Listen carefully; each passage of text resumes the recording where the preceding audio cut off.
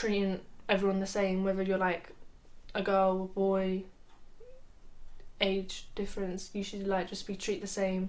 If you want to do something what a man would do, then you go do that. Or for something what a girl would do, and a guy wants to do that, you do that. Like say for example, if a guy wants to put on makeup. Like makeup isn't just for girls. It can be for anyone. Like it's basically art. I define equality as everyone being the same, being considered equal in society and in a lot of situations and circumstances, like equal pay and being able to do whatever you want without people saying that you can't do it because you're a specific a gender or an age or a occupation.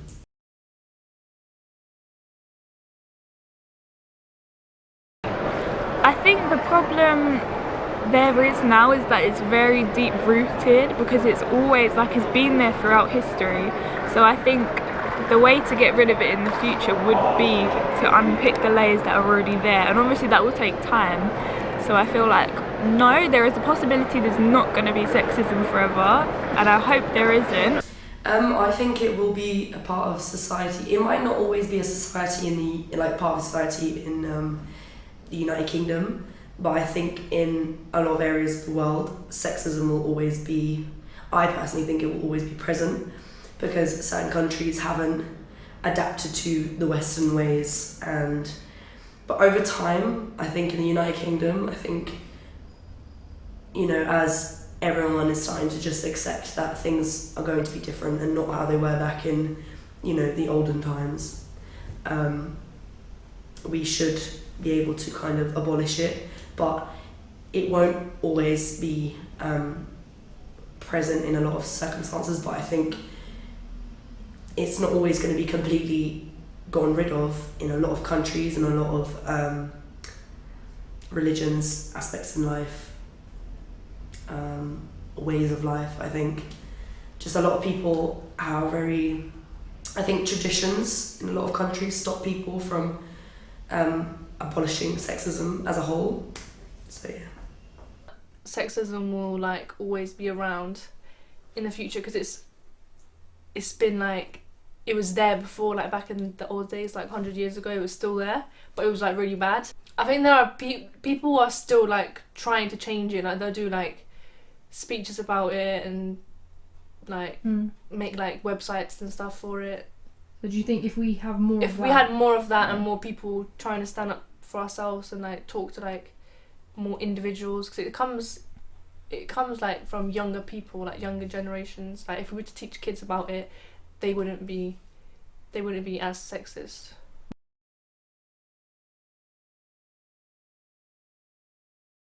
Every woman on a daily, I think, experiences it, and it's just, sadly, it's something that a lot of women are like very conscious of, and their daily basis is kind of that. My everyday kind of goes on. If I'm going out, I have to be careful with how I look or how I dress, because I know that I'm like, in society you're taught that the way you dress attracts certain attention, and I think even though you can say that, oh, I don't care how I'm gonna dress, I'm gonna dress how I want, I think there's always gonna be like a little fear in you when you do go out and you're dressed in a certain way, or you're out at a certain time at night time, or you're not coming back until the earliest hours of the morning. As a female, I think we're always gonna like feel that sexism and feel that like fear just going out or being the way we are. So yeah, I think on a daily I do experience it. I think just going to uni or going out shopping, going out if I'm going out with friends, I think I've experienced it a lot, and it's kind of like, it's not even something that I'm shocked about anymore, or that I'm like, oh my god, like I'm a victim of sexism. I think it just happens now, and I think it's kind of like you deal with it, as bad as that sounds, because I don't think you're supposed to deal with it. I think you're supposed to do something about it, and I think society has to change, but in a lot of ways, I think it's just kind of you're adapted to it now. You're used to it.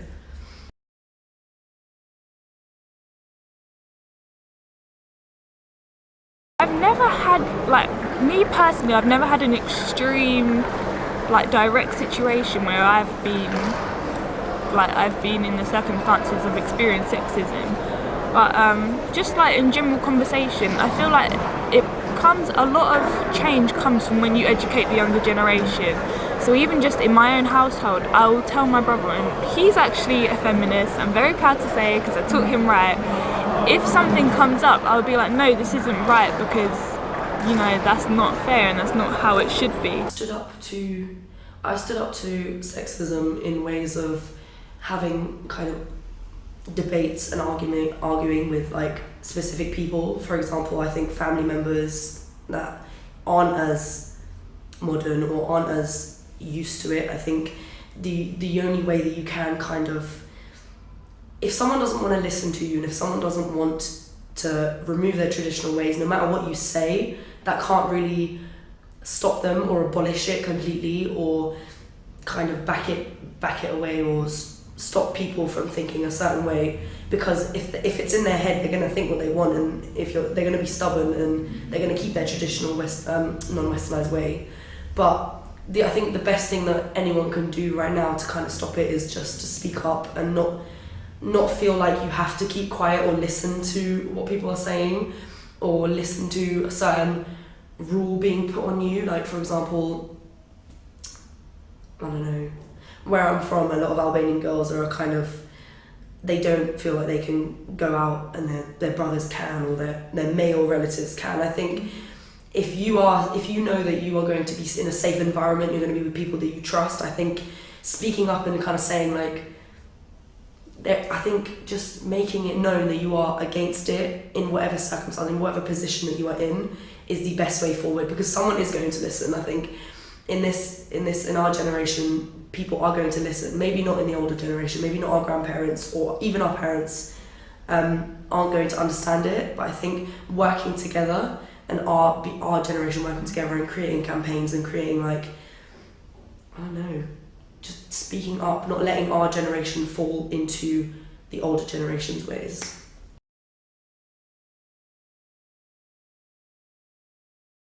My culture is Trinidadian, Caribbean, so yeah, my mum's from Trinidad, and I feel like in my own household we have very liberal values, so it's not sexist at all in my own house.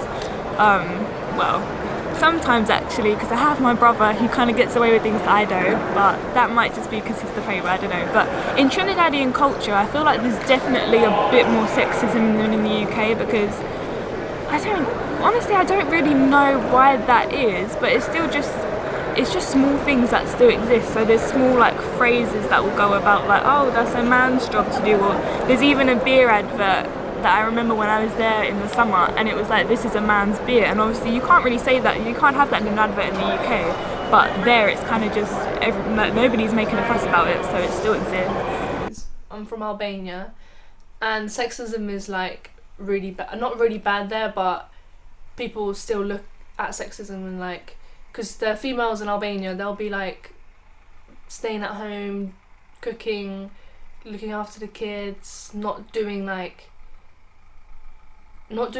great jobs, but like great stuff that people would do here in England.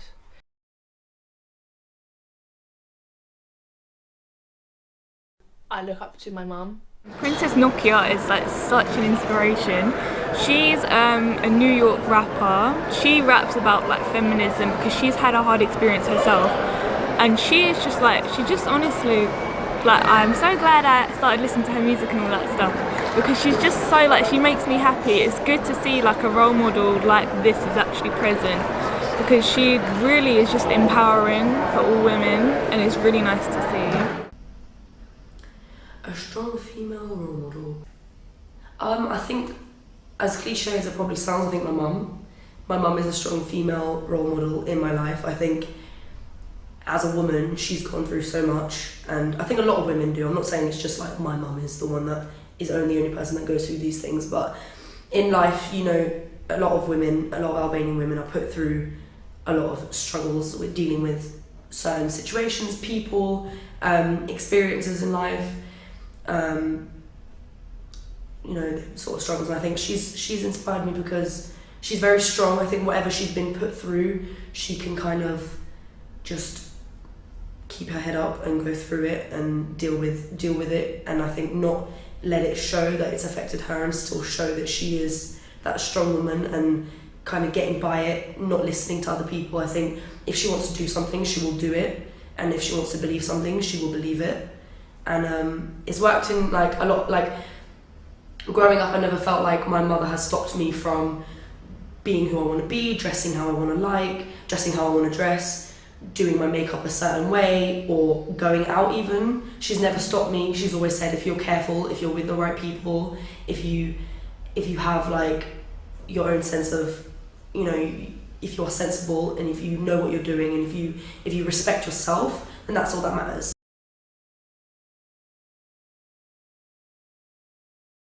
Do you know, I feel it always baffles me because like through growing up, art has always been like a girly thing, and when you look at all the famous painters, you don't hear about many that are female, apart from like Frida Kahlo. But if you look at all the people if you say artists, people think Van Gogh, Picasso. So there's not really a lot of attention to female artists now, but I feel like there should be. And I think if they get promoted enough in the same way, then they'll definitely blow up. But yeah, Frida Kahlo, I was researching her for my art project before, and she's just amazing. I was reading up about something about like a female society. So you have obviously now we have the patriarchy, which is quite prevalent, but I was reading up about, I think it's the matriarchy, and it's basically it's just so much better. Like, why don't we have that? It's just all based on like feminist ideals, and just like, when I say feminine society, I don't mean females, I mean like not necessarily females, although that's a good thing. It's to do with like the maternal instincts, so like caring, like being like generous, all that kind of thing, rather than like what we live in now, which is not really based on very good values, I guess. But it's just so interesting to look at the way people present their feminism through art. It's just like, it's amazing. I would think that whatever you go through, whatever you have been through, sexual assault, abuse, domestic violence, anything, it should be spoken about. I think if you're afraid of what people are going to say, it only shows what the people are like and what those people are thinking. It only shows them, it doesn't show you. I think the only way that you're going to find a peace of mind, and the only way that everyone is going to talk about these issues and become more known about these issues, and like the only way that we can stop it is by speaking. Everyone has said that if you go through something, and if you are going through something, speaking about it really helps. I think you're going to do yourself a massive favor. You're going to do yourself a massive favor to let yourself go, to be able to be able to live your life freely. Because a lot of people go through sexual harassment and domestic violence, and then it affects their life in the future, with relationships, with friendships, with the way they are just themselves. And I think if you speak up about it, what I don't know what else could happen to you that is worse than what has already happened. You know what I mean? Like, I think if you speak up about it, it's only just gonna it's only gonna give you justice. And I think that's the only thing that you should be looking for, is justice. Because if you're gonna let that person that has, for example, sexually harassed you or abused you or whatever, you're just letting them, they could do it to someone else. They could do it to more people. So and the more women stand up. The more women that are standing up, the more women that fight about it, the more that people are going to be so aware of it that you will be protecting other women. You will be helping other women. Not only will you be helping yourself and your future self, but you'll be helping the women that you are speaking to. You'll be making it aware to them the dangers. You'll be also be helping the younger generation as well, younger girls that having to grow up and still having to deal with these things. You'll be helping them. And I think if you can help someone else and yourself in that situation, then there's nothing else that you should worry about. You should always go for how you're feeling, you should always speak up, because like I just said, nothing worse could happen than what's already just happened, and I think getting your justice is the most important thing.